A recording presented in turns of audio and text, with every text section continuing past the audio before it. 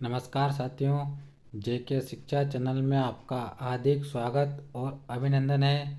आज हम RTI act की प्रमुख धाराओं के बारे में पढ़ेंगे, जो कि अध्याय कौन से अध्याय में कहाँ तक ये धारा दी गई है। तो शुरुआत करते हैं। प्लीज़ साथियों, आप चैनल पे अगर नए हो तो चैनल को प्लीज़ सब्सक्राइब ज़रूर करें। तो देखिए, सबसे पहले आरटीआई 2009 की हम बात करें तो इसकी शुरुआत कहाँ से मानी जाती है। आरटीआई एक्ट के अंतर्गत ये बात कही गई है कि 6 से लगाकर जो 14 वर्ष के जो बच्चे हैं उनको अनिवार्य निःशुल्क शिक्षा दी जाएगी उस राज्य के अंतर्गत।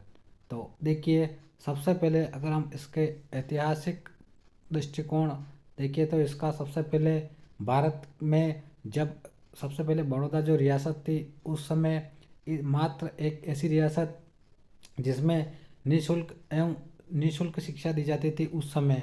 तो इसी को देखते हुए 1913 में जब यहाँ तिलक और गोखले इन दोनों ने अंग्रेजों से वकालत करी थी कि हमारे भारत में इस प्रकार का नियम संपूर्ण भारत के अंतर्गत जो है इस प्रकार का निःशुल्क शिक्षा के लिए एक कानून बने, लेकिन अंग्रेजों ने इसको खारिज कर दिया। उसके बाद में जब महात्मा गांधी 1937 में एक वृद्धा प्रस्ताव लेकर आए, इसके अंतर्गत भी जो निःशुल्क की बात कही गई थी तो यह भी खारिज हो गया, क्योंकि उसके बाद में जो है द्वितीय विश्व युद्ध छिड़ गया था तो इस पर कोई ध्यान नहीं दिया गया।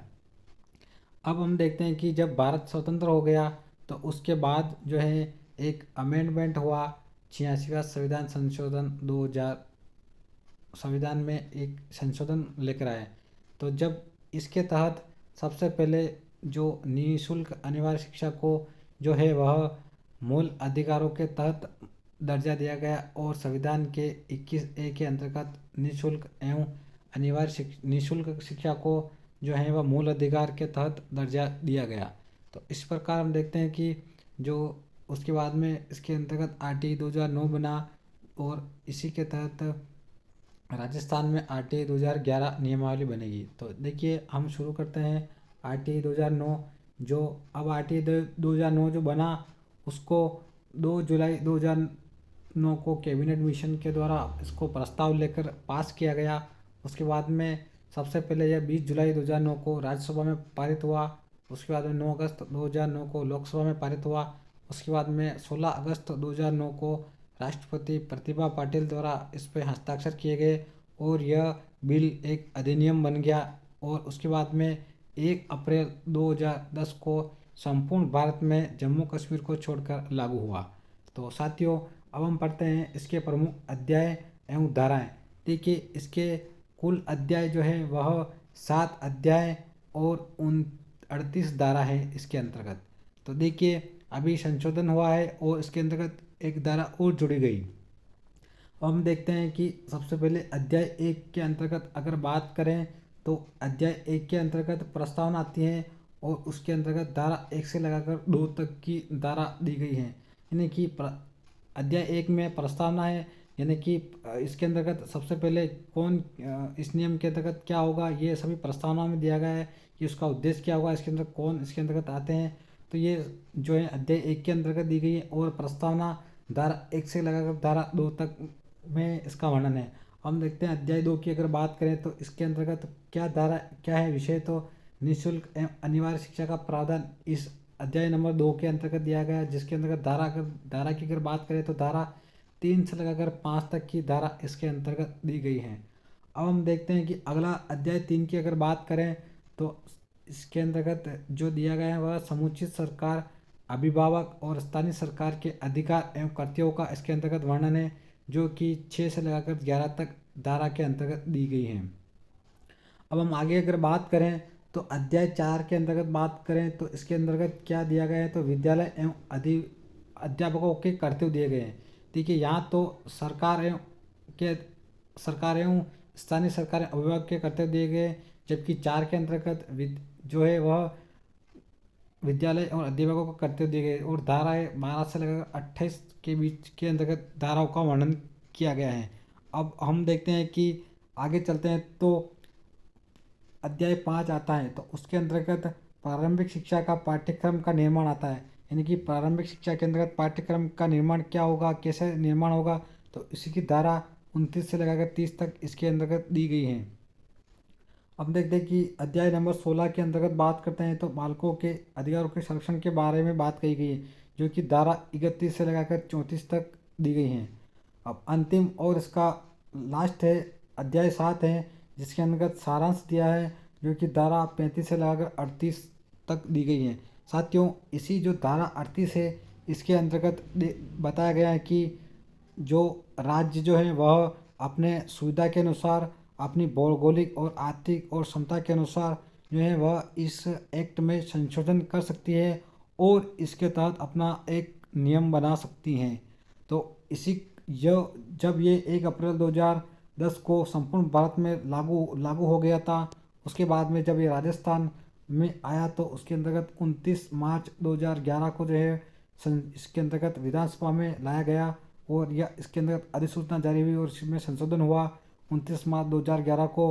और इस प्रकार हमारे राजस्थान में 1 अप्रैल 2011 को आरटीआई नियम 2011 लागू हुआ। तो अब हम देखते हैं कि आरटीआई 2011 नियमावली जो बनी वह इसी की धारा के तहत बनी। अब आइए हम उसका अध्ययन करते हैं। तो देखिए, अब हम देखते हैं कि राजस्थान जो आरटीआई की धारा 38 के तहत हमारे राजस्थान में राजस्थान निःशुल्क एवं अनिवार्य बाल शिक्षा अधिकार अधिनियम 2011 बना। देखिए, ये नियमावली बनी।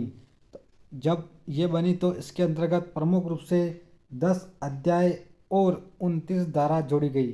10 अध्याय और 29 धारा जोड़ी गई। देखते हैं किस प्रकार जो है अध्याय हैं और अध्यायों में कौन कौन से नियम या धारा जोड़ी गई हैं। हम बात करते हैं तो अध्याय 1 के अंतर्गत बात करते हैं। अध्याय 1 के अंतर्गत प्रारंभिक है, इसके अंदर प्रारंभिक जानकारी मिलती है, जिसके अंतर्गत नियम 2 में इसका उल्लेख है। वही अगर हम बात करते हैं अध्याय 2 की, तो विद्यालय प्रबंध समिति का वर्णन है अध्याय 2 के अंतर्गत, और यहाँ नियम 3 से लगाकर 5 तक के नियम इसके अंतर्गत दिए गए हैं। हम देखते हैं कि अध्याय नंबर 3 की बात करते हैं तो निःशुल्क एवं अनिवार्य शिक्षा का अधिकार नियम जो नियम 6 में दिया गया है। आगे अगर बात करते हैं तो अध्याय 4 के अंतर्गत बात करें तो राजस्थान और स्थानीय सरकार के करते हुए अध्याय 4 के अंतर्गत राजस्थान सरकार और स्थानीय प्राधिकारी के करते हुए, जो कि नियम नंबर 7 से लेकर 9 तक दिए गए हैं। अब हम बात करते हैं अध्याय 5 की, तो विद्यालय और अध्यापकों के उत्तरदायित्व का वर्णन है, जो कि नियम नंबर 10 से 15 तक इसके अंतर्गत दिए गए हैं। अब नंबर 6 अध्याय 6 की बात करते हैं तो अध्यापकों के विषय में वर्णन है, जो कि 16 से लगाकर जो 21 तक इसके अंतर्गत नियम दिए गए हैं।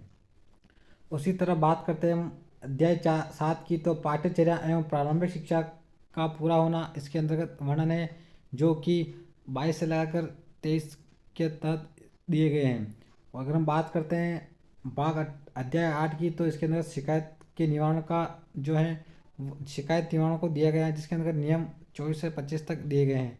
और सेकंड लास्ट बात करें तो अध्याय 9 है, जिसके अंदर बाल अधिकार को संरक्षण दिया गया है, जो कि नियम नंबर 26 से लगाकर 28 तक है। तो साथियों, अंतिम देखते हैं तो अध्याय नंबर 10 के अंतर्गत प्रकीर्ण यानी सारांश है, जो कि नियम नंबर 29 के अंतर्गत दिए गए हैं।